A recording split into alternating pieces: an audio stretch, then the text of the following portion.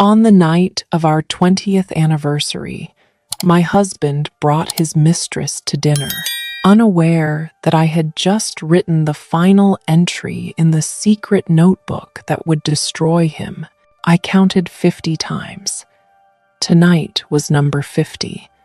My name is Scarlett. I am 42 years old.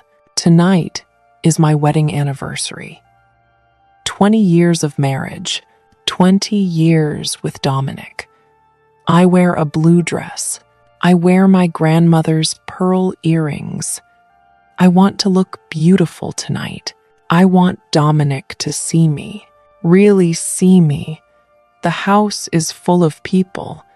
Guests drink wine. They eat food. They laugh.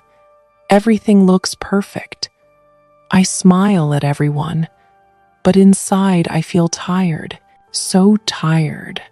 I have a black notebook. It is small. I hide it in my bedroom drawer.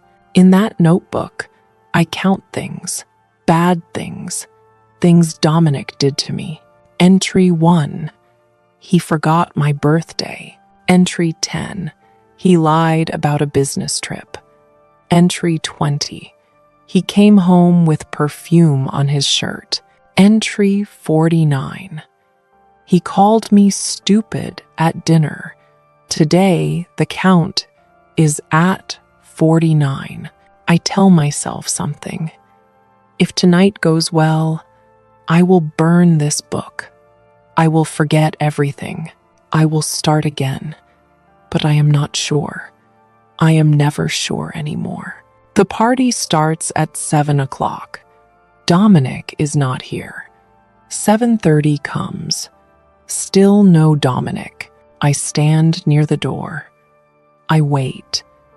Guests ask me questions. Where is Dominic? They say.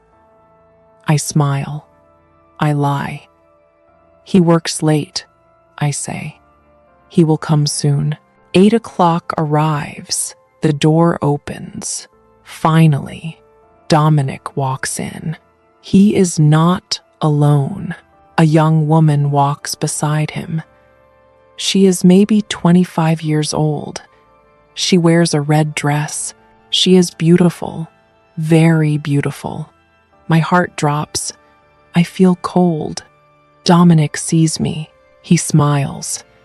But his smile is not warm. His smile is hard. Scarlett, he says, this is Daisy.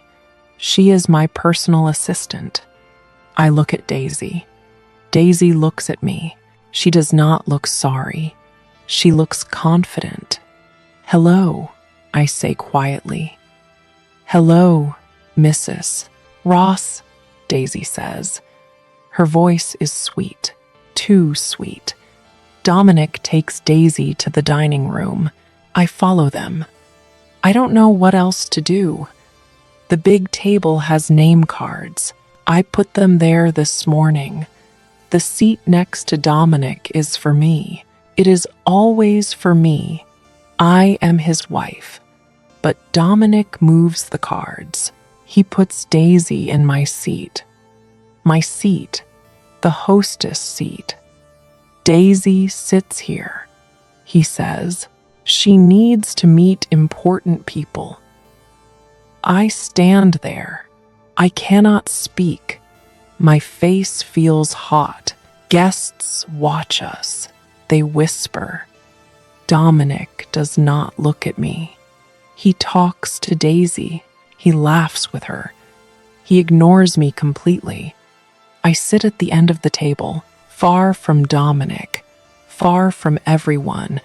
Dinner starts. People eat. They talk. I hear Dominic's voice. Daisy is very smart, he says loudly. She understands business. She helps me every day. He looks at me. His eyes are cold. Scarlett only knows how to arrange flowers, he says. She doesn't understand my work. People laugh. Some laugh with him. Some look uncomfortable. I feel small. so small. I want to disappear. I look down at my plate. I cannot eat. Then I see something. Under the table, Dominic's hand, Daisy's hand. They hold hands. Their fingers touch. They think nobody sees. But I see. I see everything. Something breaks inside me. Something breaks forever. I stand up. My chair makes a loud noise. Everyone stops talking. They look at me. "Excuse me," I say. My voice shakes. I don't feel well. I walk away. I walk fast. I climb the stairs. I go to our bedroom. My bedroom. His bedroom. I close the door. I lock it. I sit on the bed. I breathe hard. In and out. In and out. I open the drawer. I take out the black notebook. My hands shake. I open to a new page. Page 50. The last empty page. I write slowly, carefully. Entry number 50. He brought her into my home. On our anniversary, he put her in my seat. He held her hand. He laughed at me in front of everyone. I stop writing. I look at the words. 50 entries. 50 times he hurt me. 50 reasons to leave. I pick up my pen again. I write one more line. The last line. This is the last time. I close the notebook. I hold it against my chest. I feel something new. Not sadness. Not fear. Anger. Strong, clear anger. I stand up. I look at myself in the mirror. I see a woman. A strong woman. Tonight is not the end. Tonight is the beginning. I will not cry anymore. I will not wait anymore. I will not hope anymore. I counted 50 betrayals, but Dominic made one mistake. He thought I was weak. He thought I would stay forever. He was wrong. I wait until midnight. The party ends. Guests leave.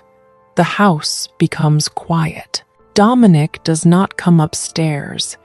He stays with Daisy downstairs. I hear them talking. I hear them laughing. I make a decision. I cannot stay here. Not one more night. I take a small bag from the closet. I pack quickly. 2 dresses, some underwear, my toothbrush, the black notebook. That is all. I look around the bedroom one last time. This was my home for 20 years. Now it feels like a prison. I walk downstairs very quietly. I wear soft shoes. Dominic and Daisy sit in the living room. They drink wine. They don't hear me. I take my car keys. I take my purse. I open the front door slowly. Then I leave. I leave forever. I drive away from the mansion. The streets are empty. It is very late. I drive for maybe 30 minutes. I need money. I need cash for a hotel, a cheap hotel. Somewhere Dominic cannot find me. I see a bank. It has an ATM machine. I stop the car. I get out. The night air is cold. I shiver. I put my card into the machine. I press the buttons. I ask for $500. Not much. Just enough for a few days. The screen changes. Words appear. Red words. Access denied. Contact primary account holder. I try again. Same message. I try a different card. Same message. I try all my cards. Nothing works. Everything is blocked. My heart beats fast. Very fast. I feel panic. Dominic did this. He blocked everything. All the money. All the accounts. He knew I would try to leave. He prepared for this. I sit in my car. My hands shake. I take out my phone. I call Dominic. He answers after 2 rings. "Scarlett," he says. His voice sounds happy. Too happy. "You left the party early. How rude. You blocked my accounts," I say. "You blocked everything." He laughs. A loud, cruel laugh. "Of course I did," he says. "It is my money, my accounts. You just used them. You never earned anything yourself." "Dominic, please," I say. "I just need some money. Just a little." He laughs again. "Without my money, you are nobody," he says. "You have nothing. No job, no skills, no friends. You will come crawling back before breakfast. I know you will." He ends the call. I sit there, alone, in the dark. I feel so small, so helpless. Then the rain starts. Big, heavy drops. They hit the car roof. The sound is loud. I start driving again. I don't know where to go. I just drive. Soon a red light appears on the dashboard. The gas light. The tank is almost empty. I look for a gas station, but I have no money. I cannot buy gas. The car stops, right there, on a dark road. No gas, no money, no plan. I am cold. I am hungry. I left the party without eating dinner. I want to cry, but crying does not help. Crying changes nothing. I look in my purse. Maybe I have some cash. Old money, forgotten money. I find nothing, just my grandmother's old box, a small wooden box. She gave it to me before she died. I never opened it much. I forgot about it. I open the box now. Inside is an antique brooch, gold and green stones. Very old, maybe valuable. There is also a piece of paper. I unfold it. An address. A bookstore address. In the next town, Riverside Town, about 40 miles away. Grandmother loved books. She visited that bookstore every month. The owner was her friend. His name was Logan. Yes, Logan. I remember now. She talked about him sometimes. "Logan is a good man," she said. "If you ever need help, go to Logan." I look at the brooch. I look at the address. Maybe this is my chance. My only chance. I get out of the car. The rain soaks me immediately. I am wet in seconds. A car drives past. Then it stops. An old truck. A man looks out. "Car trouble?" he asks. "Yes," I say. "I need to sell this car. Right now. Can you buy it?" He looks confused. "This is a Mercedes," he says. Very expensive. I need cash now, I say. $2,000. That is all. The car is worth $50,000. Maybe more. But I am desperate. I need money now. I need to leave now. The man looks at me. He looks at the car. He thinks. Okay, he says. I have $2,000 in my truck. Cash. We make the deal fast. He gives me money. Wet bills. I give him the keys. I give him the papers. He drives away in my car. My old life. I stand there in the rain. I hold the money. I hold the wooden box. I cut all ties now. Dominic cannot track the car. He cannot find me. I walk to the main road. I find a taxi. I show the driver the address. Riverside Town, I say, to this bookstore. The driver nods.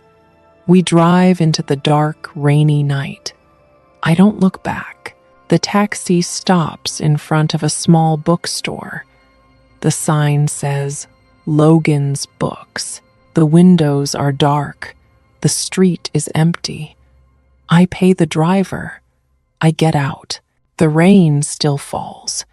I knock on the door. Nobody answers.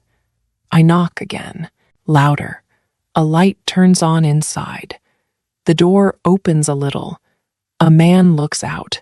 He is maybe 60 years old. He has gray hair and kind eyes. We are closed, he says. Please, I say. I need help. My grandmother knew you. Her name was Alice Ross. The man stops. He looks at me carefully. Alice? He says. Alice died 3 years ago.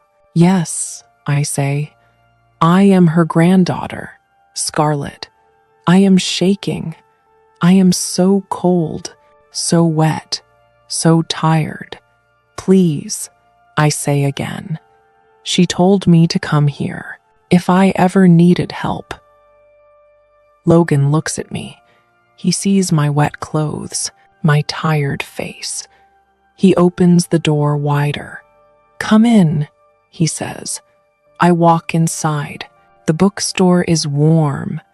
It smells like old paper and coffee. Books cover every wall, floor to ceiling. You look terrible, Logan says. What happened? I left my husband, I say, tonight. I have nowhere to go.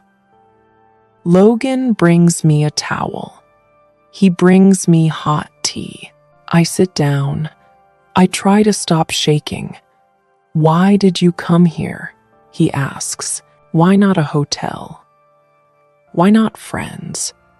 I have no money, I say. My husband blocked everything, and I have no friends. He made sure of that. I show him the wooden box. I open it. I take out the brooch. My grandmother left this for me. And this address. Logan takes the brooch. He looks at it closely. His face changes. He remembers something. I gave this to Alice, he says quietly, 50 years ago. We were young then. She was my best friend. He looks at me. His eyes are softer now. You can stay here, he says. I have a small attic room. Nobody uses it. It has a bed, a lamp, that is all. Thank you, I say. Relief floods through me. Thank you so much. Logan takes me upstairs. The attic room is tiny, dusty, but it is dry. It is safe. Rest tonight, he says. We talk tomorrow. I sleep for 12 hours. When I wake up, sunlight comes through the small window. I feel better. stronger. I spend the next few days helping Logan. I clean the bookstore. I organize shelves. I make coffee for customers. It feels good to work, to be useful. Logan is kind. He does not ask many questions. He just lets me stay, lets me heal. But one evening, everything changes. We sit in the back room.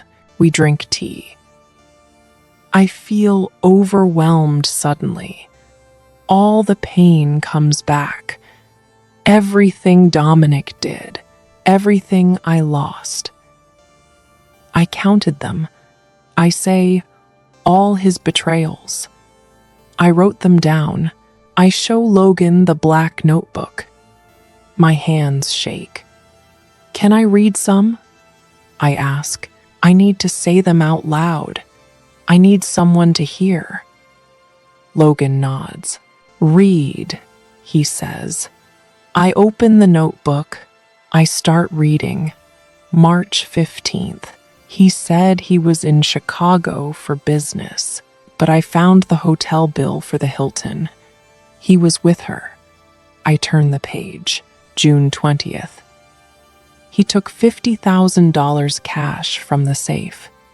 He said it was for a bribe, but he bought the girl a car. I keep reading. Entry after entry. Dates, places, money amounts, hotel names, restaurant receipts. Logan listens. He does not speak, but his face changes. He leans forward. He looks at the notebook very carefully. Stop, he says suddenly. Read that last one again. June 20th. I repeat. He took $50,000 cash. And you have the receipts? Logan asks. The hotel bills? The bank records? Yes, I say. I kept everything. I stapled them to the pages. See? I show him. Every entry has proof. Papers, receipts, photos, evidence. Logan stands up. He walks around the room. He looks serious, very serious. Scarlett, he says slowly. What did your husband do for work? He owns a construction company, I say. A big one. Government contracts. Very successful. Logan stops walking. He looks at me. I was an auditor, he says. I worked for the government for 30 years. I checked company finances. I found tax fraud. He points at the notebook. This is not just a diary of cheating, he says. This is a ledger. You have detailed records of tax evasion and fraud, cash withdrawals, hidden expenses, false reports. I don't understand. I look confused. Logan sits down next to me. He speaks slowly, clearly. This book is evidence, he says. Evidence of serious crimes, financial crimes. This book is worth millions of dollars or a prison sentence. He looks at me. His eyes are intense. Scarlett, he says. We can use this. We can stop him, but we must be very careful, very smart. I look at the notebook, the black notebook I wrote in for years, the notebook I hated, the notebook that held all my pain. Now it holds something else, power, real power. Tell me what to do, I say. Logan smiles, a small, determined smile. First, he says, we make copies. Many copies. We send them to safe places. Then we make a plan. For the first time in 20 years, I feel hope. Not the weak hope I had before. Strong hope. The hope that comes from having power. Dominic thought he controlled everything. He thought I had nothing. He was very wrong. 2 weeks pass. I live in the attic. I work in the bookstore. Logan and I make many copies of the notebook. We keep them in different places. We are careful, very careful. Then one morning, everything changes. Logan reads the newspaper. His face goes white. "Scarlet," he says. "Look at this." He shows me the page. I read the headline. Ross Construction Company under investigation. My heart jumps. I keep reading. The government will audit Ross Construction. Inspectors will check all financial records. The owner, Dominic Ross, must provide all receipts and documents. I look at Logan. He looks at me. "It is starting," he says. I feel scared, but also excited.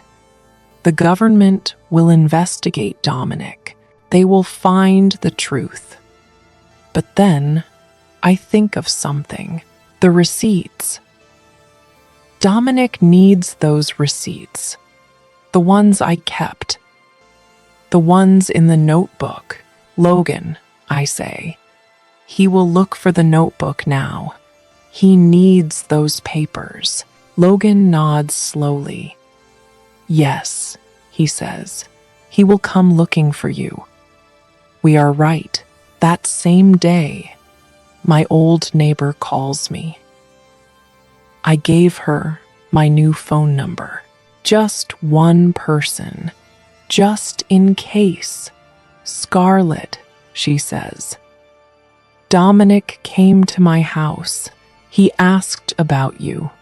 He looked crazy, desperate." "What did you say?" I ask. "I said nothing," she says. "I told him I don't know where you are." "Thank you," I say. But I feel cold. Dominic is hunting me now. Not because he loves me, because he needs the notebook. He needs to destroy the evidence. The next day, a man comes to the bookstore. He is not a customer. He wears a suit. He asks questions. "Do you know Scarlett Ross?" he asks Logan. "No," Logan says. "I don't know that name." The man leaves, but we know the truth. Dominic hired a private investigator, someone to track me down. "We need to be ready," Logan says. "I carry the notebook with me everywhere now, in my bag, always close. I don't feel safe leaving it anywhere." 3 days later, Dominic finds us. The bookstore door opens. A man walks in. It is Dominic. I am behind the counter. I freeze. I cannot move. Dominic sees me. His face changes. He smiles, but the smile is fake, wrong. "Scarlet," he says. His voice is soft, gentle. "There you are. I have been so worried." He walks toward me slowly, like I am a scared animal. Logan steps out from the back room. He stands next to me. "Who are you?" Logan asks Dominic. "I am her husband," Dominic says. He sounds hurt, like a sad, heartbroken husband. "I have been looking everywhere for her." Dominic looks at me. His eyes are wet, fake tears. "Please come home," he says. "I was wrong, so wrong. I am sorry." He moves closer. He kneels down, right there on the floor, in front of me. "Please forgive me, honey," he says. "I cannot live without you. I love you so much. The performance is good, very good. If I did not know Dominic, I might believe him, but I know him. I know him very well. I see his eyes. They are not looking at my face.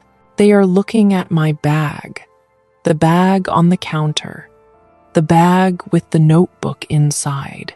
Scarlett does not want to go with you," Logan says firmly. Dominic stands up. His face changes. The fake sadness disappears. Now he looks angry, very angry. "This is none of your business, old man," Dominic says. His voice is hard now, cold. "Scarlett," Dominic says to me, "give me the notebook. I know you have it." I hold the bag tighter. I step back. "No," I say, "I will not give it to you." Dominic's eyes become dangerous. He looks around the bookstore, at all the books, at all the old wood, at everything Logan loves. "Give me the book," Dominic says slowly, "or I will burn this place down." Every book, every shelf, everything. Logan steps in front of me. He protects me with his body. "You will not touch her," Logan says, "and you will not touch my bookstore." Dominic laughs, a terrible laugh. "You think you can stop me?" he says. "I am Dominic Ross. I destroy people every day. You are nothing." He moves toward Logan. His fist is closed. He looks ready to fight. I am scared, very scared, but I am also angry, so angry. "Stop," I shout. Dominic stops. He looks at me. "The notebook you want is not here," I say. Dominic's face changes. He looks confused. "What do you mean?" he asks. I smile, a real smile, a strong smile. "We sent copies to the government," I say. "Last week. They have everything now. Every receipt, every crime, everything you did." Dominic's face goes white. All the blood drains away. "You are lying," he whispers. "No," I say. "I am telling the truth." For the first time in 20 years, Dominic stares at me. He cannot speak. He cannot move. Then he runs. He runs out of the bookstore, into the street, away. Logan and I stand there. We are shaking, but we are okay. "He will not come back," Logan says. "No, I agree. He will not. The hunt is over. Dominic lost." Dominic calls me the next morning, very early, 6 o'clock. "Scarlett," he says, "we need to talk, please." His voice sounds tired, broken. I put the phone on speaker. Logan listens too. "What do you want?" I ask. "I want to make a deal," Dominic says. "Give me the notebook. I will give you a divorce. And money, a good settlement." I look at Logan. He nods. We planned for this. We knew Dominic would try one more time. "How much money?" I ask. $2 million, Dominic says. "Cash. You give me the notebook. I give you freedom and money. We both win." I pretend to think. I wait a long time. "Okay," I say finally. My voice sounds weak, scared. "I agree." Good, Dominic says. He sounds relieved. We meet today at the coffee corner on Main Street. 2:00. Bring the notebook. I will, I say. I end the call. Are you sure about this plan? Logan asks. Yes, I say. Very sure. At 1:30, Logan and I go to the coffee shop. We arrive early. We sit at a table near the window. I have the black notebook with me. I put it on the table. But this notebook is special. Logan and I made it last night. We copied everything by hand. Every word, every entry. It looks exactly like the real notebook. The real notebook is safe. Very safe. We sent it to the tax bureau yesterday with all the original receipts, all the evidence. 2:00 comes. Dominic walks into the coffee shop. He wears expensive clothes, sunglasses. He looks around carefully. He sees me. He walks over. He sits down. Hello, Scarlett, he says. Hello, Dominic, I say. He looks at Logan. Who is this? He asks. A friend, I say. Dominic does not like this, but he does not argue. He wants the notebook too much. Did you bring it? He asks. I push the notebook across the table. Dominic grabs it fast. He opens it. He looks through the pages. He sees the entries, the dates, the stapled receipts. He smiles. A big, wicked smile. Finally, he says. Then he does something I expect, something we planned for. He tears the notebook. Right there, in the middle of the coffee shop, he rips out pages. He tears them into small pieces. Papers fly everywhere. People in the coffee shop stare at us. They look shocked. Dominic laughs. He keeps tearing. He destroys everything. Now you have nothing, he says. No proof, no power. You are nobody again, Scarlett. He throws the pieces on the floor. He looks so happy, so proud.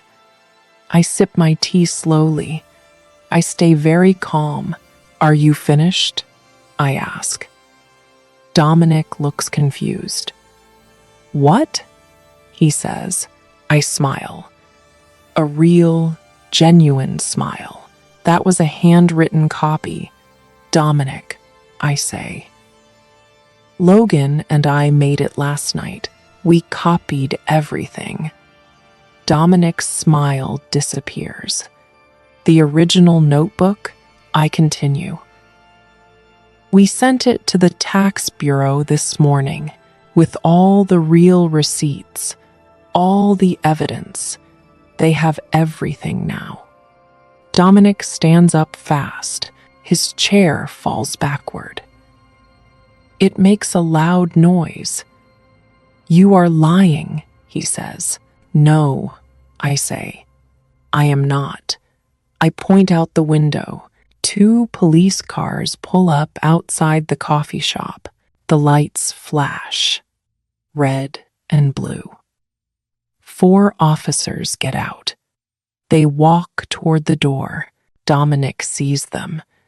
His face goes completely white. No, he whispers. No, no, no. The officers enter the coffee shop. They walk straight to our table. Dominic Ross, one officer says. Yes, Dominic says. His voice shakes. You are under arrest, the officer says, for tax fraud, for financial crimes. You have the right to remain silent. They put handcuffs on Dominic's wrists, right there, in front of everyone. Dominic looks at me. His eyes show many things: shock, anger, fear. "How could you do this?" he asks.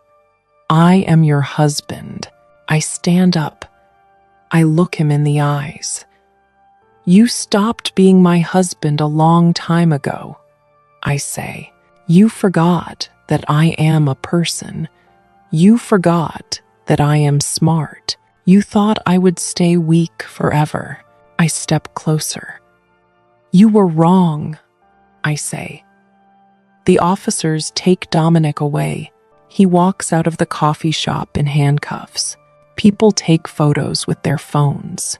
The perfect husband, the successful businessman, now a criminal.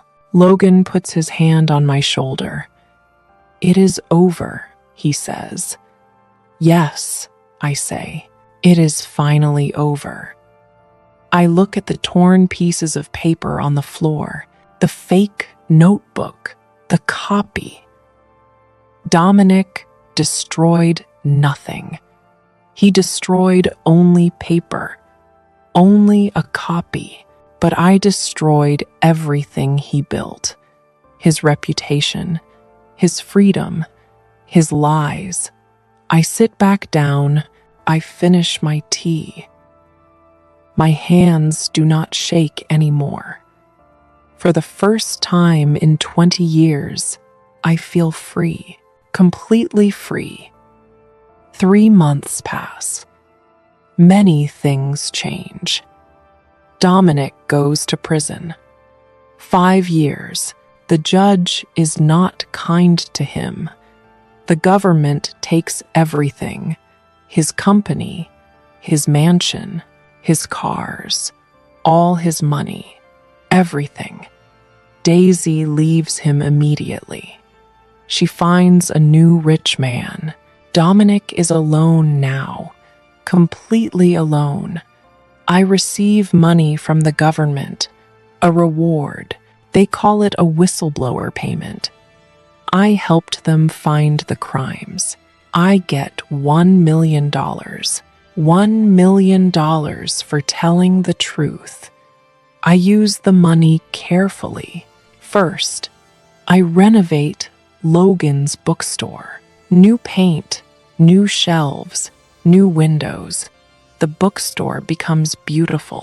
Then I start something new, a foundation, a place to help women who need to start over, women like me.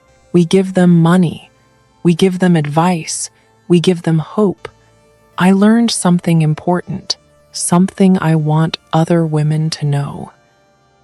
I used to think my value depended on Dominic's love. I thought I was nothing without him. I was wrong. My value is in my mind, my courage, my truth. That is real wealth. Spring arrives. The bookstore has flowers outside now, yellow and pink flowers. They smell sweet. Logan and I work together every day. We sell books. We drink tea. We talk. One afternoon, Logan holds my hand. It is a quiet moment, a gentle moment. "I am happy you came here," he says. "I am happy too," I say. His love is different from Dominic's love. It is steady, honest, real. That evening, I open a new notebook, a clean notebook. Empty pages, new beginnings. I write on the first page, only one line, day 1. Happiness is freedom. I close the notebook. I smile. The black notebook of pain is gone. This new notebook is for joy. I look out the window. The sun sets. The sky is orange and gold. Tomorrow will be a good day. And the day after that, And the day after that, I am free. Finally, completely free. And that is the greatest wealth of all. Love this story? Like, share, and subscribe to Teddy English Story for more.